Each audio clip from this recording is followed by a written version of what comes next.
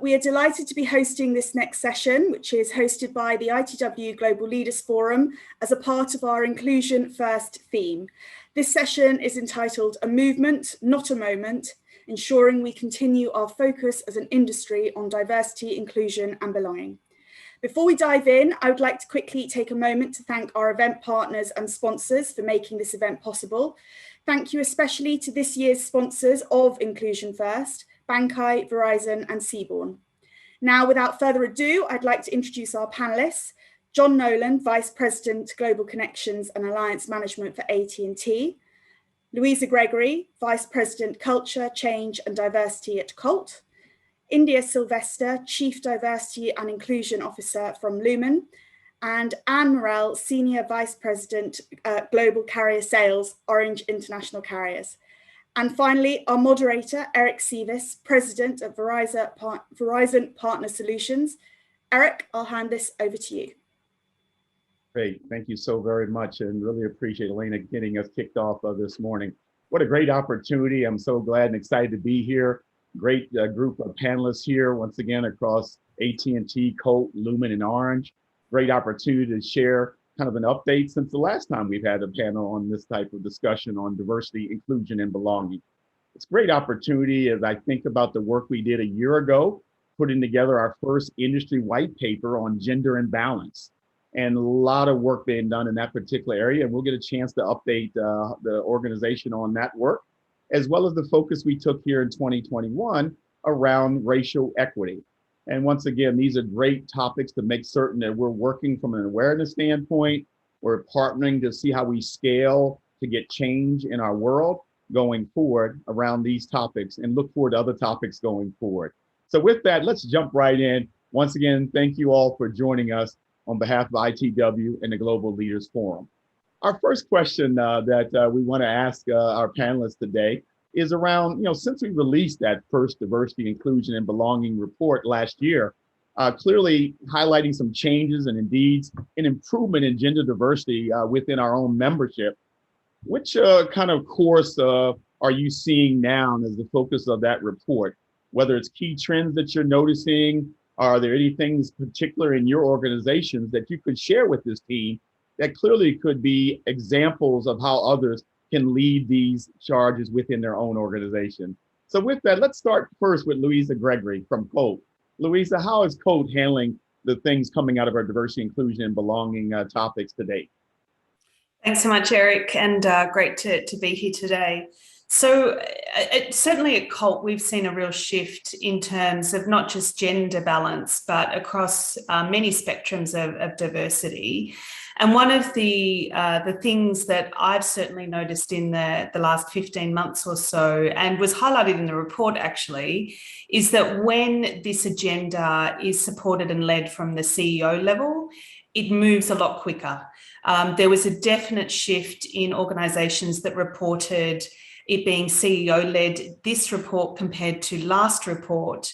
And whilst, Colt had a fantastic leader in the previous CEO, Carl Grivner, since we've made the move to Kerry Gilder as CEO, and she's really elevated the conversation internally around this topic, but has been also very, very focused on making sure that her own leadership team was very diverse as well. And we're very proud of the fact that we're one of the few organisation, global telecommunications providers that have a 50-50 gender split at the very top table. So, I think one of the key things that we've definitely noticed is that our employees become much more willing to have conversations about all sorts of diversity, and you can start to see the needle moving when it is recognised that this is very strategic and a business imperative led by the CEO. So that's definitely a shift that we've seen. Great feedback, Lisa. Let's go over to Lumen, India Sylvester, and similar question there relative to, have you seen improvement in gender diversity or at least an increase in efforts to achieve that greater diversity? How's Lumen looking at that, India? Absolutely. Thank you so much, Eric. And I'm also very pleased to be here today to talk about this very important topic. You know, at Lumen, we have truly amplified our efforts around gender diversity through the updating of things like talent practices, enhanced benefits for women, all of our employees, but also when you think about it from a targeted perspective or targeted focus for women. And then even expanding, you know, opportunities for development, mentoring to ensure that we are reaching even more women so that they are able to thrive and grow their careers here at Lumen. You know, one other call out I'd love to make is that we have a really strong and active employee resource group, Women Empowered. And they deliver programming and events that really help to enhance the overall employee experience, really focusing on, you know, how do we continue to drive that career growth and development for women, but also continue to educate women, allies, and other employees around those topics or those items that are important to women here at Lumen, as well as out in our communities. Great, no, that's powerful. Great hearing what Colton Lumen's doing in that regard. Let's, before we go to another question, maybe we ask Ann Morell out of Orange, trying to give us a sense of how Orange is thinking about, you know, the increased movement for gender diversity, and what efforts have you seen within Orange to achieve this? I mean, there's a continued, I think there's a continued improvement, but I think we've been starting our effort on gender diversity pretty early on. So it's continuing. It's, I think, taking back what you were talking about, India, it's a targeted effort. Mm-hmm. And talking about what Louisa was mentioning, it's at CEO level. And I think those two aspects in a business environment are I mean, you need to have engagement at the highest level, and you need to have targets. You need to deliver targets. So we have a target which is to have 35% of women in management, mm-hmm. and in tech position or in technical position, at least 25% of women.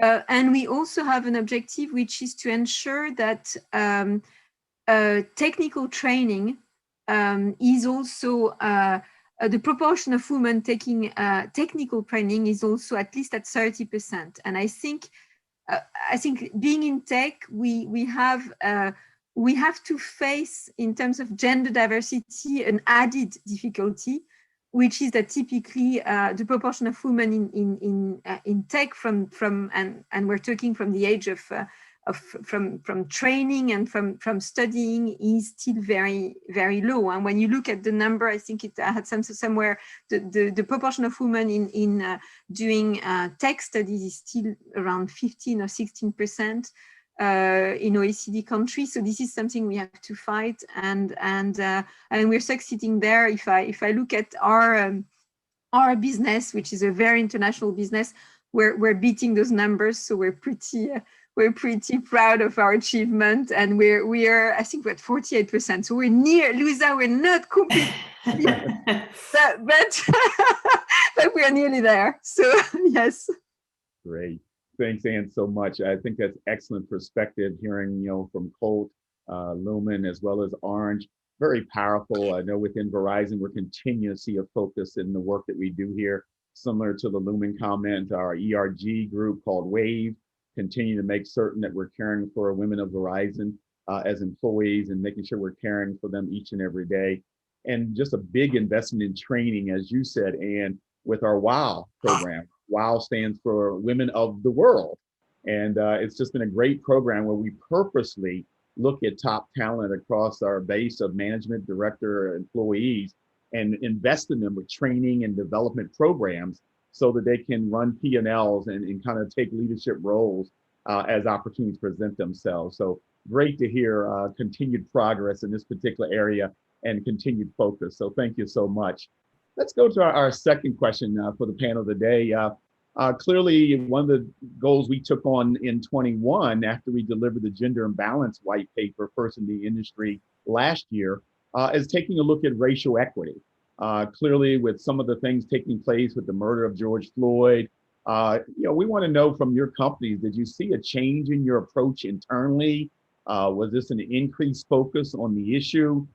Any initiative that maybe you put in place to tackle this internally as we start looking at racial equality and injustice? Is kind of our second industry white paper, moving from gender imbalance, so we'll release at ITW, our whole focus on racial equity.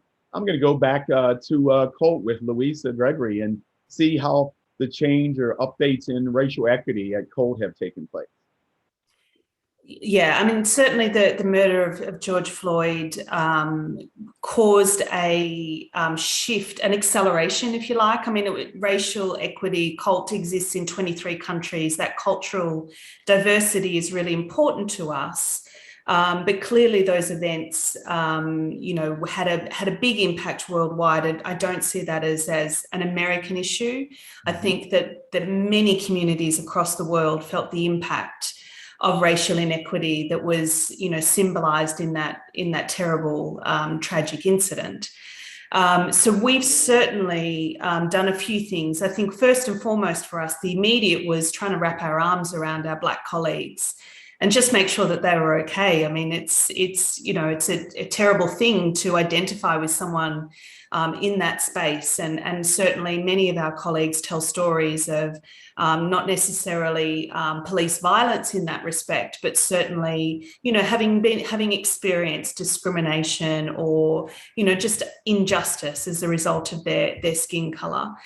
The other thing that we've done is that we've partnered with a group called the Black British Business Awards, who run a leadership program for up-and-coming leaders. And we've sent 12 of our colleagues, which is a really small number, but it's a purposeful, really selecting those high potential employees that we think could benefit from some learning from others who look like them, basically. And we are also in the process of setting targets to increase our Black, Asian and ethnic minority representation within the organisation as well. So I agree with Anne that targets are a really important part of it as well. But yeah, certainly we've seen a real shift in views towards racial equity at COLT as well. Great, good work there. India, let's chat about Lumen. How's Lumen looked at the racial equity piece? And then I'll run over to Mr. John Nolan at AT&T. So India, what are the things you see at Lumen?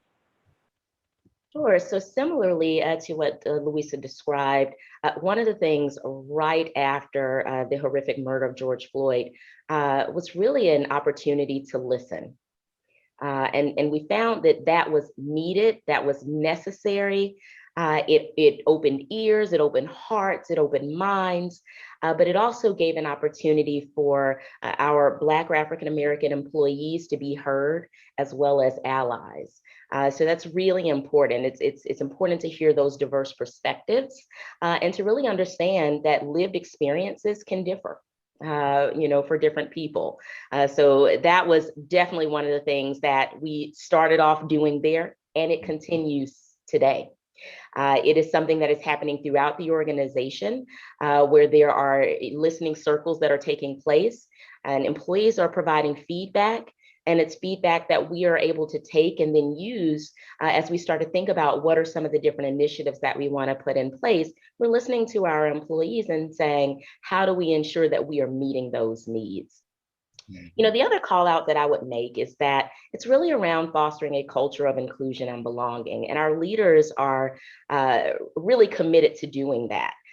They are taking a look at where they might have opportunities within their own organizations, what they're hearing in some of those listening circles or other opportunities for feedback, and then making changes. Maybe having some behavioral shifts that ensure that in their team environments, that all employees feel included and that they have that opportunity to grow their careers here. Right, powerful. So, Mr. Nolan, let's pull an AT&T perspective on this particular question on, increases or change or focus around racial equity within AT&T.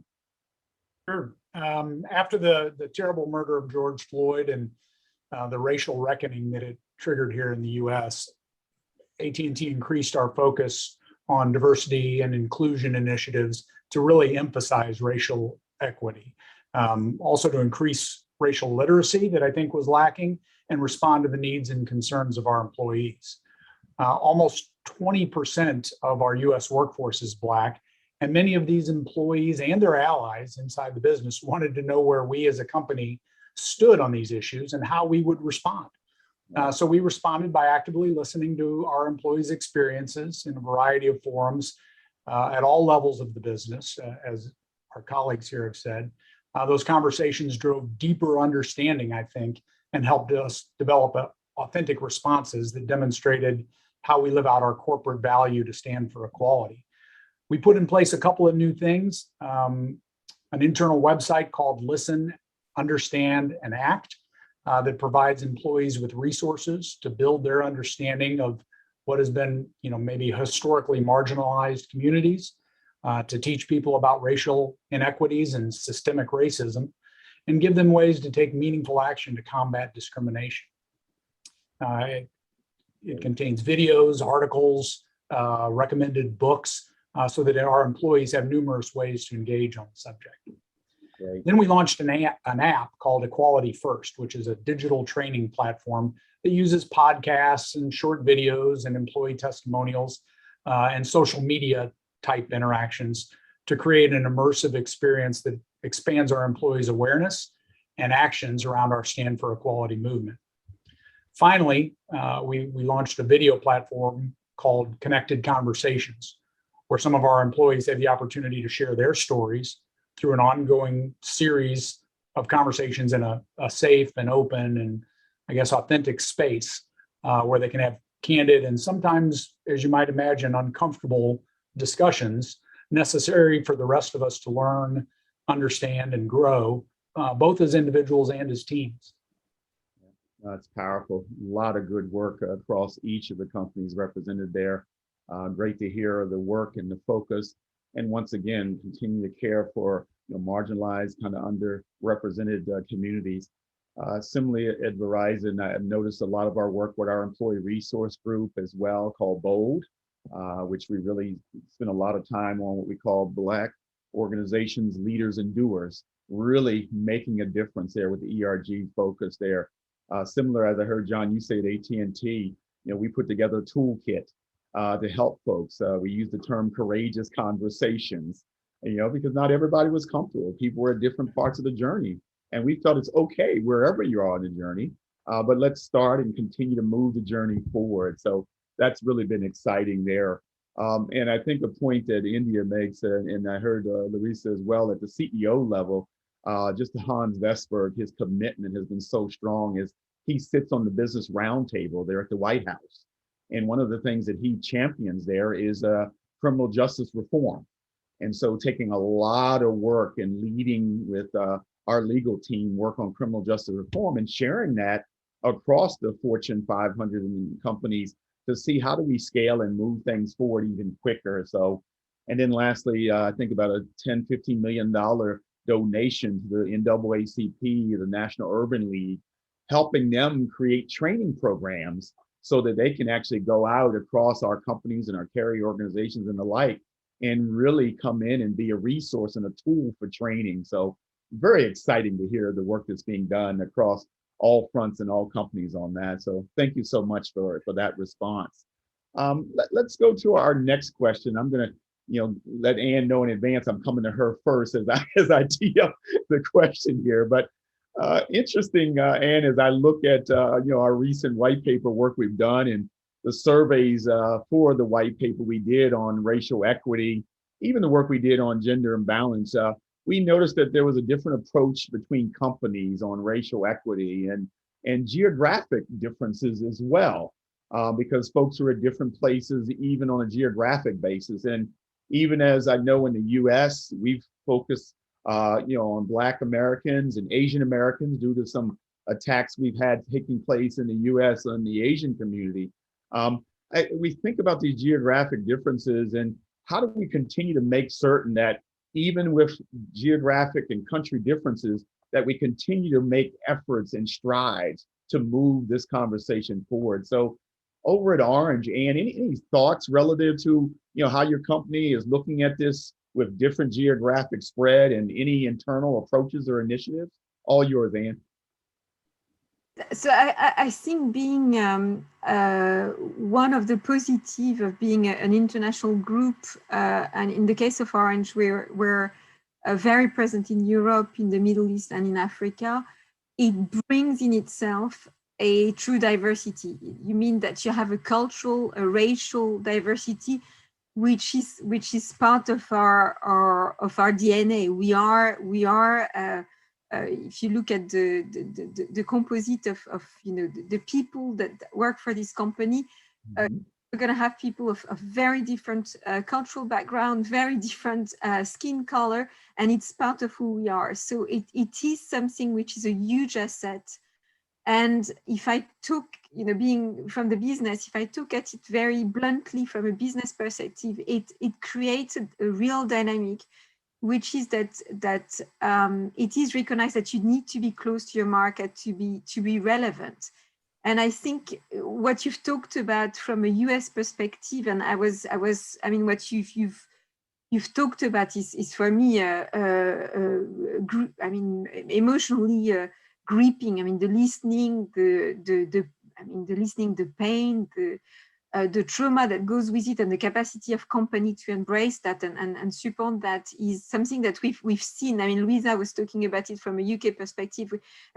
What happened in the US is something that was highly visible in Europe and the rest of the world. So it's really something that has changed the dynamic, but we deal with it maybe with a bit more distance, luckily, even though we know that in everywhere in Europe, you do have similar stories every day. So the way we've dealt with different geographies is that as a group, we consider that diversity needs to be implemented in all our region. You're going to have a different context depending on the continents we're on, but in every country, you have a diversity committee. And the dynamic may be quite different. You might have, still a huge problem in terms of gender diversity, or this might not be the case. In Scandinavia, it's really not the case, or Eastern Europe, it's not the case. But you might have very much more difficult topics to address in terms of diversity. We train every newcomer. We obviously train our HR and our recruiter and our manager. You have mandatory training about diversity bias, and those training are regular training. So it is across all of our countries, and it's very much something that exists everywhere, and addressing the different, I would say the different level of development we have in each of our geography vis-a-vis diversity. Yes, thank you. Louisa, would you mind adding on? I know you mentioned earlier the various countries that Colt's represented in it. Interesting hearing Orange's perspective and how Ann and the team have really leveraged the reality of, hey, our company, different countries, this is how we've tried to deal with what resonates for that particular marginalized community. How has Colt done this relative to the spread internationally that you represent?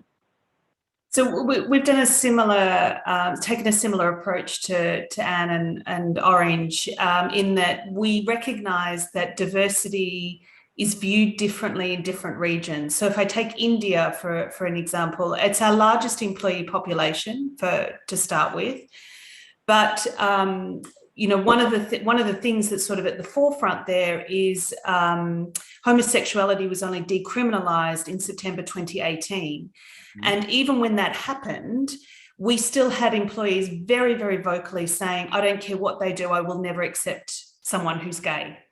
So what we've done is really upped our level of education, awareness, what we talk about, how we train people on LGBTQ+ and what it means, to the point where Pride Month this year, which was June, our most vocal and prolific people recognizing LGBTQ came from our India employees. So in just 3 years, we've really made a shift, but that's because we've focused a lot of our attention on raising awareness on that particular topic. Here in the UK, We've done a lot of things around race because we have Black and Asian and ethnic minority employees who were largely impacted by the murder of George Floyd. In some of our European countries, it's just been really focused on gender. We have a couple of our offices who are, quite small. They might be 40 people, but there's one woman in that office. So, that creates a whole different dynamic. So we've always taken a regional approach to how we talk about this. But just coming back for a moment to the cultural awareness, one of the simple, small things that we did that has actually helped is we implemented a tool called Globesmart, which helps you to recognize the cultural nuance and the things that your cultural influence can bring to how you see the world around you. So what it allows you to do is put in, I'm from Australia, but I'm dealing with somebody from the US and somebody from Germany and somebody from Brazil. And you can kind of see where you sort of have commonality and where you might have differences. And it's just been one really, really small way that it's helped our people to recognize and understand the differences, but still collaborate and work together across those differences as well. Powerful, powerful. Mr. Nolan, John, at AT&T, I mean, you and I represent kind of global companies. So clearly getting some perspective domestically and internationally. How has AT&T looked at this particular item relative to the different companies doing different things and different countries expecting, different ideas of what diversity is? How's AT&T looked at that, John? So while AT&T's always had a global commitment to diversity, equity, and inclusion, I think the events of the past couple of years really highlighted the fact that what we emphasize may vary from country to country. So, for example, the impact of the 2020 racial reckoning here in the U.S. Was felt very heavily in the U.S. workplace, and we responded on several fronts, as I've already mentioned. And while the immediate priority was for our Black employees, that was quickly followed by a focus on Stop Asian Hate, as you referenced. So despite it being a U.S. issue, for instance, in our offices down in Mexico, our colleagues there, watched the murder of George Floyd and the social uprisings. And that created, I guess, a renewed interest to address ingrained issues, I guess, regarding conscious and unconscious bias in that country, especially as it relates to gender equality. In Latin America, where the traditional US definitions of race maybe aren't as applicable, our diversity, equity, and inclusion initiatives focus on women, LGBTQ plus employees, and people with disabilities, since these dimensions of diversity are pretty universal. Also, our CEO, John Stankey, signed on to the United Nations Women's Empowerment Principles, which commits AT&T to a set of principles offering guidance to businesses on promoting gender equality and women's empowerment. So you definitely have to, adjust or adapt to the regional differences. Yeah, that's great. That's great. India, I'm going to pull you into this question as well, Lumen, but even specifically because of your actual functional job within Lumen.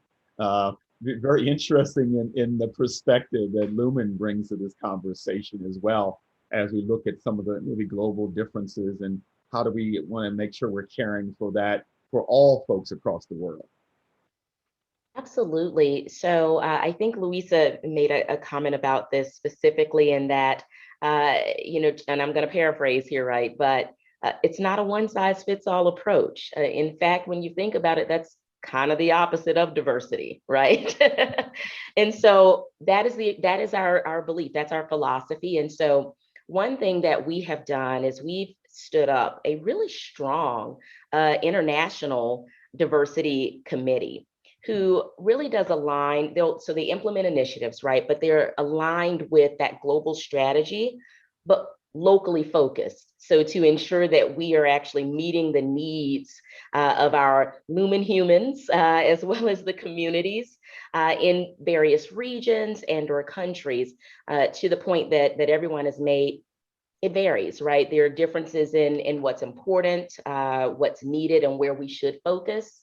And so having that committee stood up has really been instrumental ensuring that that employee experience outside of North America is just as enhanced as what's happening inside of North America. Powerful. That's powerful. I've got to come up with something like that. Lumen humans. That's a good one. I'm sure you can echo that throughout the halls of Lumen's offices. And Louisa, I think, what was it, Globesmart as well. You all are branding some strong things that are easy for us to remember and to hold on to. Because this has been really big as well in the Verizon footprint as we try to care for, even my international sales lead was based in Hong Kong. He's moving over to Singapore. He's taking care of everything for me in Latin America and EMEA, and trying to make sure we resonate and we're relevant to what's going on in each of those territories and areas. Somewhat we build off of what we did in the US, but we also realized we had to customize it to make sure we were being specific to the larger population and the work that's being done there with our diversity, equity, and inclusion team as well. So great response. I really appreciate the feedback that the team has provided there. I'm going to move us to another question that we had for this great panel. As we continue to think, one of the phrases I've coined in Verizon is this, I call it L cubed. I'm trying to catch up with Lumen Human and Globesmart, but it's the whole concept of kind of, one of the L's is about listen. The second L was about, learn. And then the third L was about lead, and lead with action, so that we actually do make measurable progress and movement across all items of diversity, equity, and inclusion as we talk about that in our particular space. So I bring that up because the next question really talks about a lot of the input we got from the survey, and think over 20, 30 different companies responded to our survey across the GLF community, which is so powerful. And those interviews helped us really put together this white paper that we're going to put forward to add to the one we've already done on gender imbalance. We're going to pull the racial equity one out for this 21 view for the National Harbor ITW conference is going to take place in the state of Maryland. But as we looked at the report, it's kind of a lot of outstanding data points that highlight the importance of these topics to all of the members across the global footprint there. And we decided, okay, it's time to talk about, how do we kind of crawl, walk, and run? And how do we outline plans and create long-term change to the topic of this being a movement and not just a moment that we're taking advantage of, making a change. So as we think about measuring progress and kind of organizing ourselves around diversity initiatives, are there any key initiatives that you'd like to highlight from your company's own experience that ensures this long-term change that we're shooting for?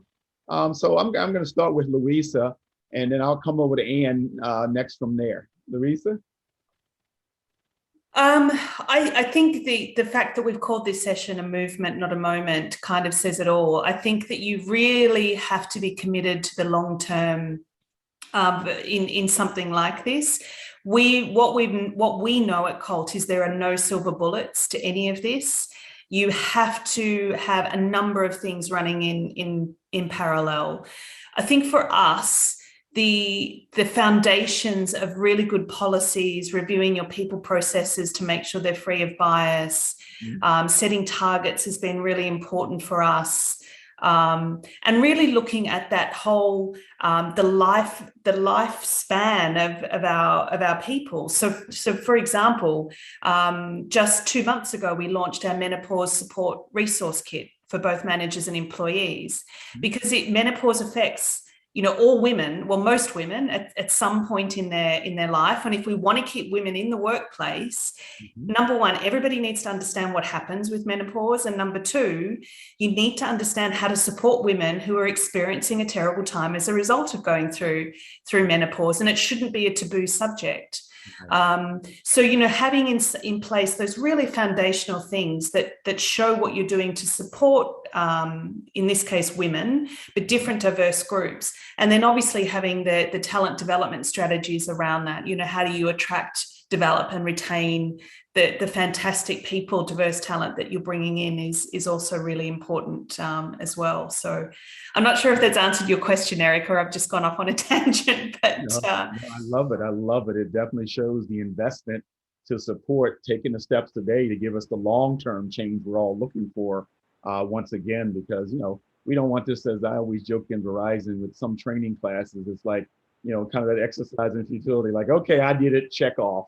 And you don't even use the training the next day or the next month or the next year. But I love what you've outlined there, because this will have a continued impact for growth going forward. So Ann, I promised I was coming to you at Code next. How have you looked at this? Once again, looking at this white paper we're going to release, the survey data shows that everyone's taking on various initiatives. But once again, we want to make certain this is a movement for long-term change for our world. And how's that look from an Orange perspective? I think you're right. It's a long road. Definitely it has to be a movement. I think the initiative was what started very much as a just like the process of the GLF as a gender diversity topic has become a real valuing the differences and valuing diversity as a way to bring different ways of thinking into companies. And there's two, so we're looking at effectively gender, racial, cultural diversity, but also disability. So we've set numbers as well and goals for disability and having a certain percentage of people with disability. We also looking at neurodiversity, which is something very interesting, especially as our industry is defined by innovation, and we have a huge shortage of skills in terms of tech, data, AI, cybersecurity. So we need more people, and we need people who can think differently. And so we've looked at that. We're looking at we've launched programs which are called Neuro Teams, looking at how we value people with different skills, how we make sure people get the value of neurodiversity. I mean, there's obvious, there's easy ways to talk about it. If you look at the super powerful neurodiverse people, whether you talk about Greta Thunberg or Elon Musk, or it's something that we need to do. So we need to show role model, and it's true for women as well, or other type of diversity.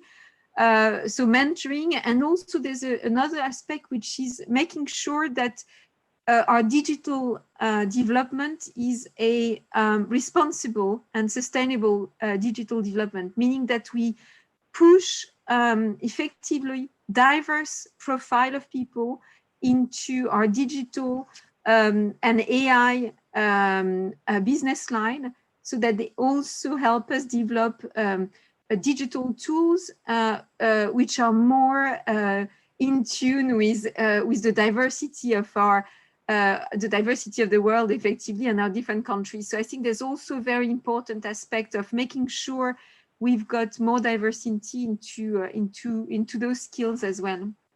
No, that's powerful, and I love hearing that. Is sometimes we forget that these 30-some carriers that make up the GLF, we are a part of driving the tech paradigm and making certain that innovation and change in the industry is taking place.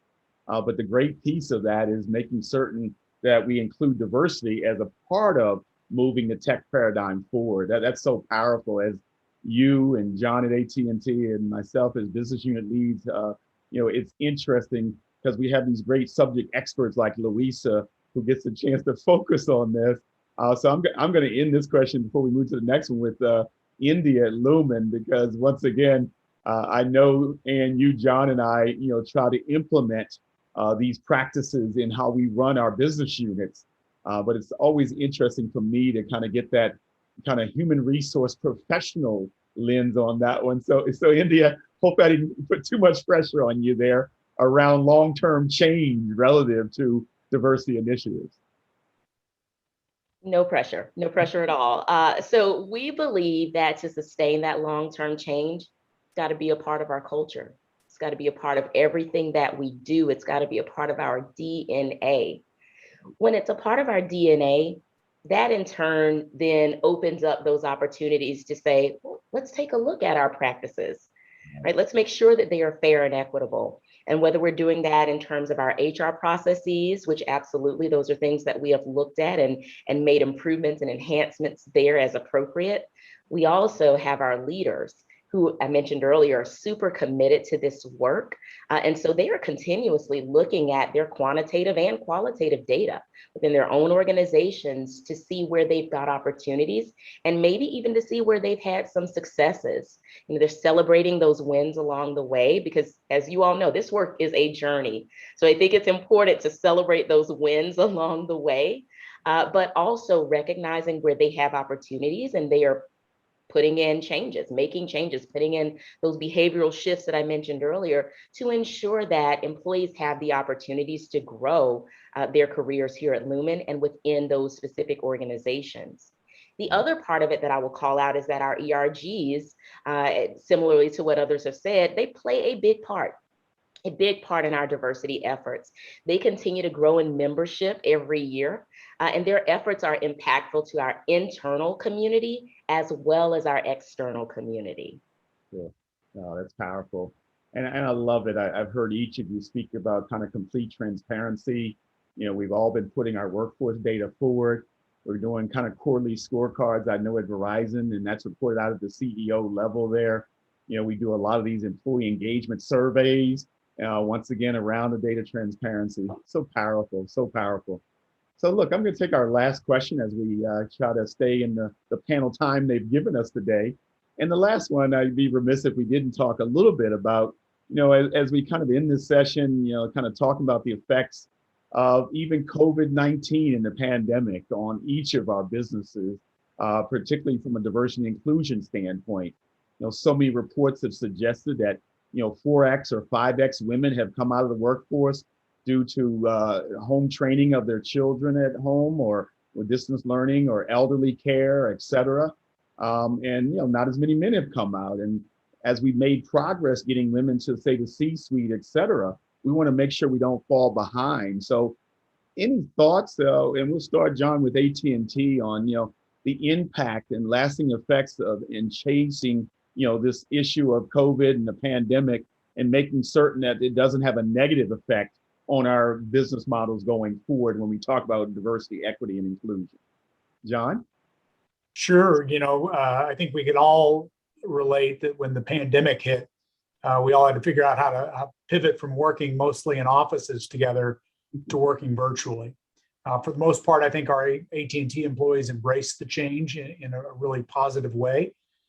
And with the pivot from most everything being in person to everything being virtual, we were still able to advance our commitment to diversity, equity, and inclusion.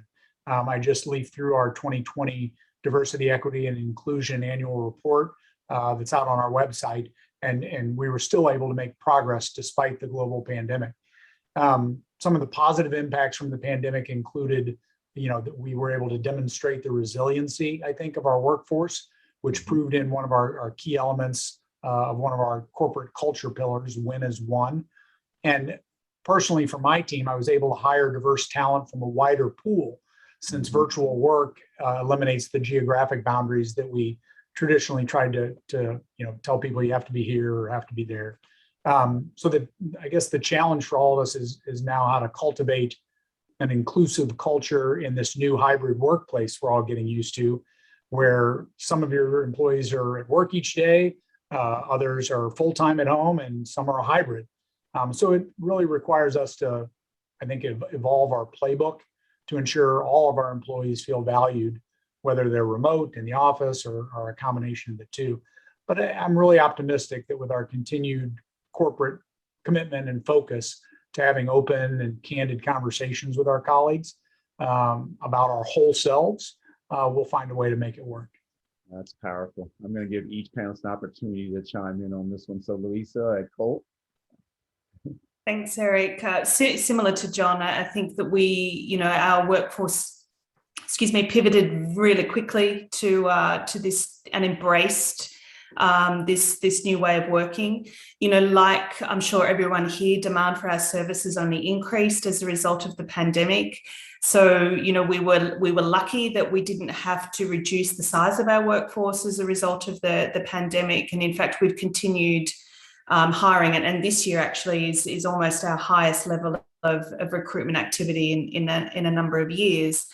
But other than some of those foundational sort of things that I mentioned before in terms of the support structures, we took a really hard look at how we support well-being of our employees. So that's obviously women, but I think that's everybody who is, you know, struggling with, you know, different working relationships at home, having kids at home, you know, cats who just sort of, you know, wander across laptops at any given moment. We've had employees who've had snakes who freaks me out, but you know, pet snakes that have made an appearance as well. But you know, having conversations around well-being, we set up a special assistance fund that employees who are unduly impacted financially by the pandemic could apply to access. We provided a safe workspace allowance for everybody to set up a working space at home. We gave a €200 and a €250 thank you gift to employees at different times of the year. And then this year, we've introduced monthly Clear Your Plate days, where we encourage no internal meetings at all for a full day, just to focus on learning and planning and you know, clearing that to-do list.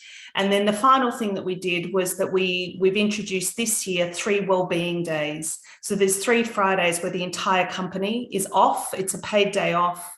And the reason that it works so well is because people don't have to worry about catching up because everybody's taking time out at the same time. So, you know, from a well-being point of view, people really get to rest and recharge. And so, yeah, I think that certainly our women have responded to those sorts of initiatives because they recognise the opportunity, but even many of our men who are also struggling have appreciated it as well.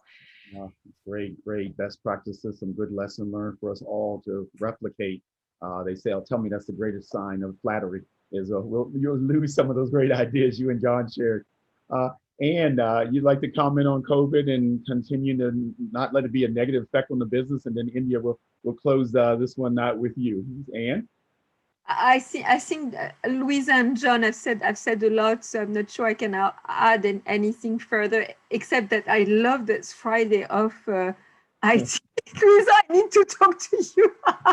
And we had a similar initiative on one day with no meeting, I guess, working from home meant that people are non-stop connected, and it got worse in some cases. And I think that's really you know, making time. I mean, we're talking beyond diversity and more work-life balance. But I think if anything that came out good about this pandemic, I mean, there's 2 things. One, which is really about mental health and finding ways of acknowledging a better work-life balance, and obviously for some of us around the table, a better carbon footprint as well, which is also a very positive thing. But yeah, I think it made us progress, if anything, even though you highlighted, Eric, some obvious impact on women, which we need to take very seriously and find ways of addressing.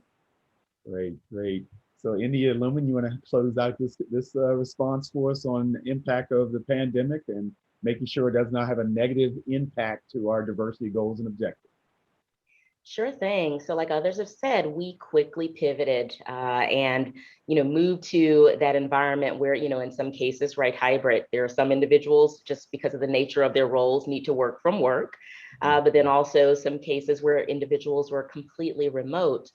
One of the things that we did, I've mentioned a number of times about our employee resource groups. When you think about employee resource groups, they are lots of times involved in volunteer efforts. And you know, in the past, it had been that a lot of those volunteer events were in person.